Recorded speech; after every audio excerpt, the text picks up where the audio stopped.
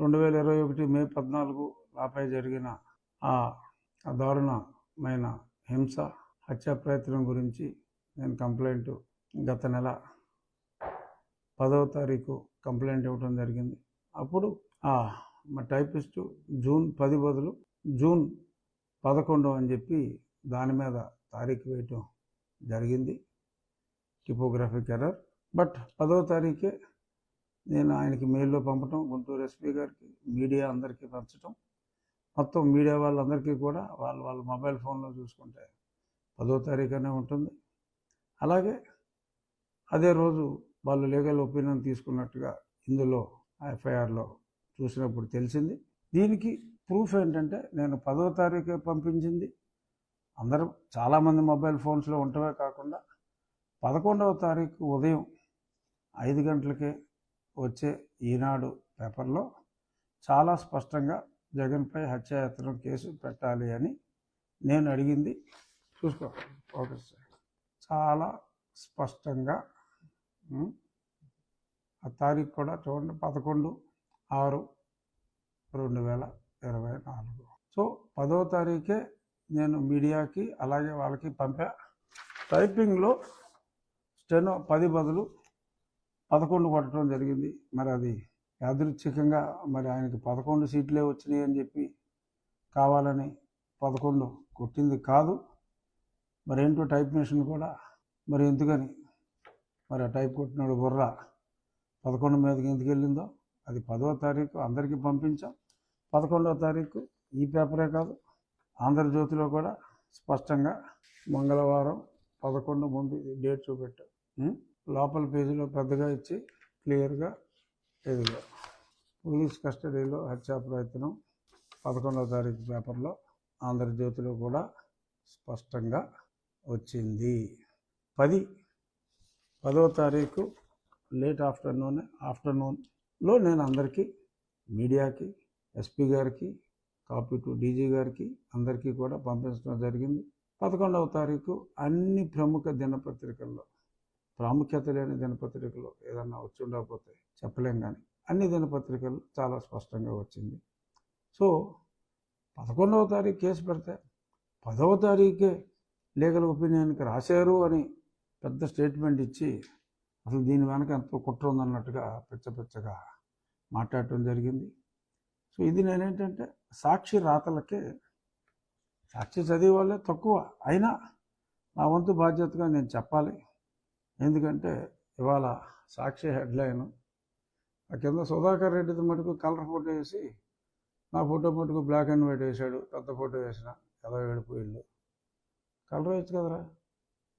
Supreme court వారించిన వినరా, కక్ష సాధింపుతో court ధిక్కారానికి తెగించిన రాష్ట్ర ప్రభుత్వం, ఇది వీళ్ళు రాసింది. చూడు ఫోకస్ చేయి. దీని మీద వివరణ ఇవ్వడానికే ఈ మీడియా ముఖంగా నేను ఇది అందరికీ తెలియజేయాలని. అసలు ఇందులో సుప్రీంకోర్టుకి ఈ మ్యాటర్కి సంబంధం లేదు. సుప్రీంకోర్టులో నన్ను కస్టడీలో హింసించిన తర్వాత మరి 14వ తారీఖు నన్ను మే 14 అర్ధరాత్రి వీళ్ళు నన్ను దారుణంగా హింసించి నా గుండెల మీద కూర్చొని ఛాతీ మీద సర్జరీ అయింది, నా మీద మరి ఫిజికల్గా ఘోరంగా అసాల్ట్ చేసి పోతామనుకున్నారు, పోలేదు. నా అదృష్టం వాళ్ళ దురదృష్టం.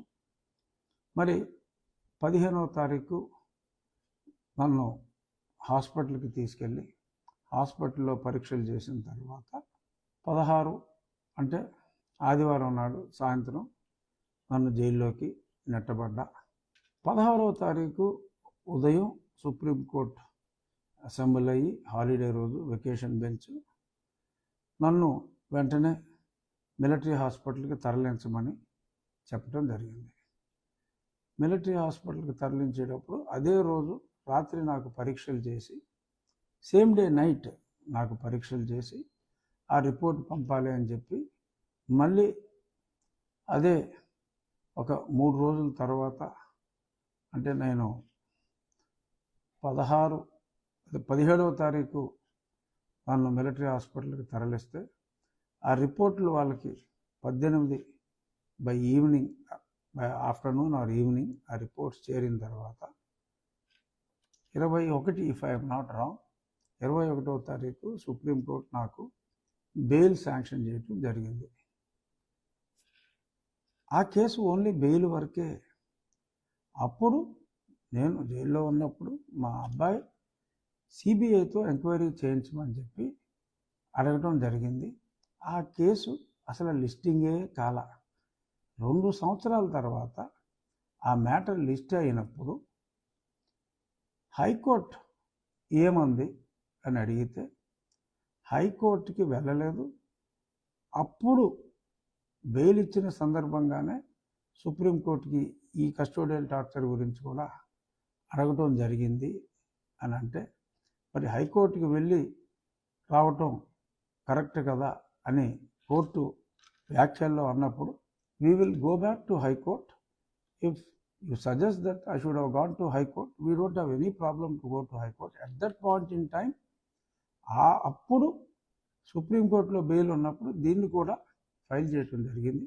హైకోర్టుకే వెళ్తామని చెప్పి with the permission to go to high court we wanted to withdraw అంటే స్పష్టంగా as requested by the learned senior counsel we are disposing of the case with the permission to approach high court అని స్పష్టంగా రాయటం జరిగింది. సో ఆ మ్యాటర్ హైకోర్టులో పెండింగ్లో ఉంది. హైకోర్టులో హీరింగ్కి వచ్చినప్పుడు హైకోర్టు వారు ఈ మెడికల్ రిపోర్ట్స్ అన్నీ కూడా ఏదో కాల్చేయాలని చూస్తున్నారు అంటే ఆ మెడికల్ రిపోర్ట్స్ జాగ్రత్త పెట్టమన్నారు. అలాగే ఆ పిదప ఈ cell phone details of all the CID officers and the staff who are there at the time వీళ్ళందరూ, అలాగే తాడేపల్లి దగ్గర కూడా కొందరు కాల్స్ అని నేను చెప్పడం జరిగింది. చాలామంది ఫోన్ డీటెయిల్స్ అన్నీ కూడా ప్రిజర్వ్ చేయాలి అని చెప్పి సిబిఐకి డైరెక్షన్ ఇవ్వటం, ప్రిజర్వ్ చేయమని ఆ టెలికాం వాళ్ళకి అందరికీ కూడా నోటీసులు ఇచ్చి ప్రిజర్వ్ చేయమంటం జరిగింది. ఆ పిదప మళ్ళీ ఆ మ్యాటర్ హీరింగ్కే రాల, అది పెండింగ్లో ఉంది.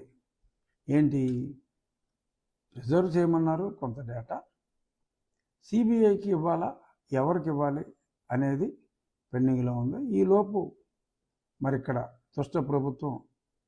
దుష్ట ప్రభుత్వాన్ని ప్రజలు అంతమొందించిన తర్వాత వై నాట్ 175 అనే వాళ్ళని కేవలం 11కే పరిమితం చేసిన పిదప రాష్ట్రంలో